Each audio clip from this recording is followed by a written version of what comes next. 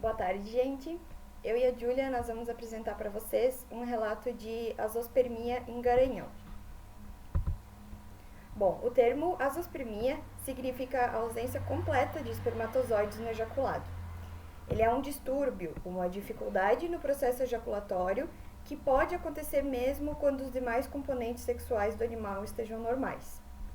Dentre os distúrbios ejaculatórios nos garanhões, a azospermia acaba sendo a menos comum.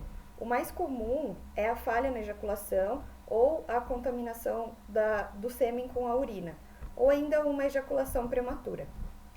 A azospermia ela pode ser dividida em secretora, quando os testículos eles não produzem o espermatozoide, eles não são encontrados nos túbulos seminíferos, ou ela pode ser excretora, quando os testículos eles produzem o espermatozoide, mas por algum motivo, seja condução ou obstrução, eles não estão presentes no ejaculado. Então, a etiologia da azospermia secretora pode ser por um problema na espermatogênese, por uma degeneração testicular ou por uma hipoplasia testicular. O mais comum é por degeneração testicular. Aí a azospermia secretora pode ser por problemas no trânsito espermático, como a obstrução de ampolas, que faz com que ocorra uma ejaculação retrógrada, por granulomas ou por falhas no processo ejaculatório. Bom, nosso relato é de um garanhão de 3 anos, da raça quarto de milha, e ele estava com um histórico de infertilidade. Foram relatadas inúmeras coberturas entre os 2 e 3 anos de idade, sem resultar em nenhuma prenhez. No exame físico e específico do aparelho reprodutor, foram observados que os testículos eles estavam no tamanho reduzido e com uma consistência mais flácida.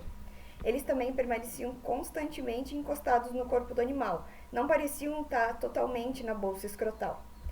Vendo isso, foi realizada uma palpação retal e um ultrassom do testículo, do epidídimo e do cordão espermático, mas não foram observadas nenhuma alteração. Eles cogitaram então que o animal poderia ter um encurtamento dos cordões espermáticos.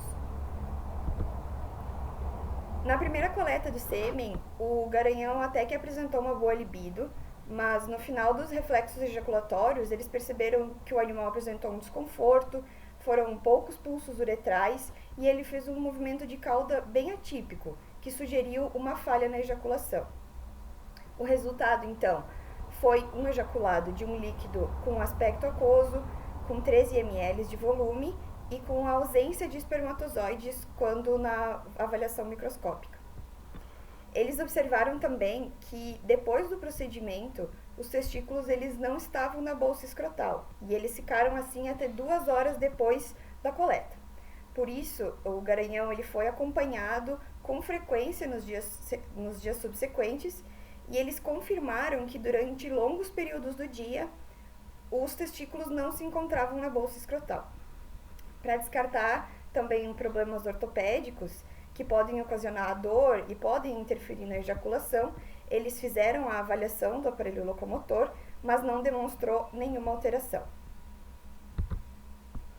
Depois dessa avaliação clínica, então, foi feita outra coleta, depois de alguns dias, mas eles observaram que o quadro foi bem parecido ao anterior, com um ejaculado de aspecto aquoso e sem a presença de espermatozoides. Na tentativa, então, de identificar qual o tipo de azospermia, eles encaminharam essa segunda coleta para um laboratório para determinar a atividade da fosfatase alcalina. E os níveis de fosfatase, eles podem mostrar se os fluidos do testículo e do epidídimo, eles estão no plasma seminal. Então, a azospermia, quando ela é associada a uma baixa concentração de fosfatase alcalina, menos de 100 unidades por litro, ela pode indicar que ocorreu uma obstrução ou uma falha na ejaculação por não ter sido completa. Quando a azospermia está associada a uma elevada atividade da fosfatase alcalina, ela indica uma falha na produção espermática. Aqui nós encontramos 11.221 unidades por litro, o que confirma ser uma azospermia secretora, né? Ou seja, um problema na espermatogênese. Ainda para confirmar que como é a produção espermática desse animal, Foi realizada então a citologia por aspirativa com agulha fina, que foi observada um predomínio das células de Sertoli e poucas células da linhagem espermática, que é semelhante à histologia dos quadros mais severos de degeneração testicular. Nesse caso, então, a ausência de um histórico de fertilidade junto com os achados citológicos confirma que a causa dessa azospermia deve ser de degeneração testicular. Bom, falando sobre a degeneração testicular. É um processo degenerativo e necrótico das células germinativas que causam a deterioração da estrutura testicular, assim como a perda da sua função. Ela pode ser uni ou bilateral. Quando ela se apresenta numa forma mais leve, a detecção é apenas pela microscopia. Já numa forma mais grave e crônica, a detecção vai ser também pela alteração na morfologia desse testículo, que nesse caso vai estar com tamanho reduzido, uma consistência flácida e sem dor à palpação. Na histologia, a gente pode perceber que tem uma perda ou redução da espermatogênese, como nesse túbulo, diferente desse aqui. Os ductos menores vão estar preenchidos somente por células de sustentação e as membranas basais vão estar mais espessas. Como agentes etiológicos da degeneração, a gente pode citar a febre ou calor produzidos por uma inflamação da pele escrotal, eventos vasculares, anomalias de desenvolvimento, obstrução do fluxo de espermatozoides que por uma pressão retrógrada vai causar a ruptura dos túbulos seminíferos, além de deficiências nutricionais, alterações hormonais e toxinas. E todos esses agentes vão atuar causando a apoptose das células germinativas. E a recuperação desse tecido degenerado só vai ser possível se o agente agressor for eliminado e se os danos não forem muito graves. Aqui a gente trouxe uma tabela com a caracterização dos scores para degeneração quanto à microscopia.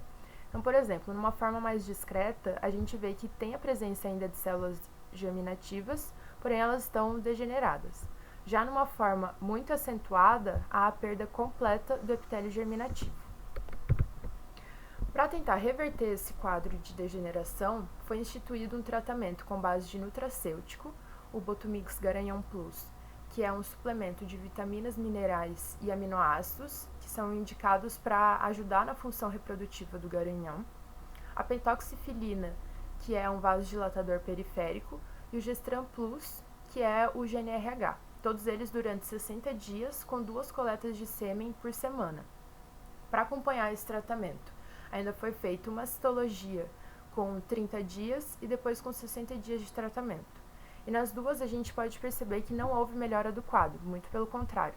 Teve aumento das células de Sertoli e ainda nenhuma célula espermática.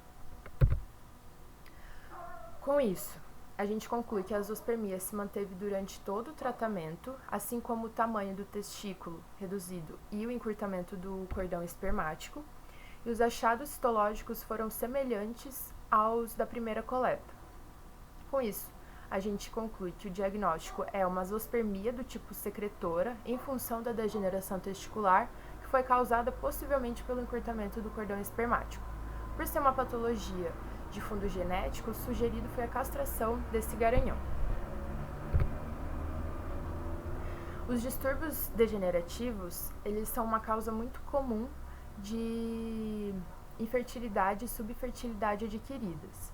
Eles vão gerar perdas substanciais na indústria reprodutiva dos equinos, causando perdas nas taxas produtivas, aumento nos custos de gestão e manejo e uma perda genética masculina de valor. Esses distúrbios, eles podem terminar com a vida reprodutiva de um garanhão de alto valor genético muito precocemente.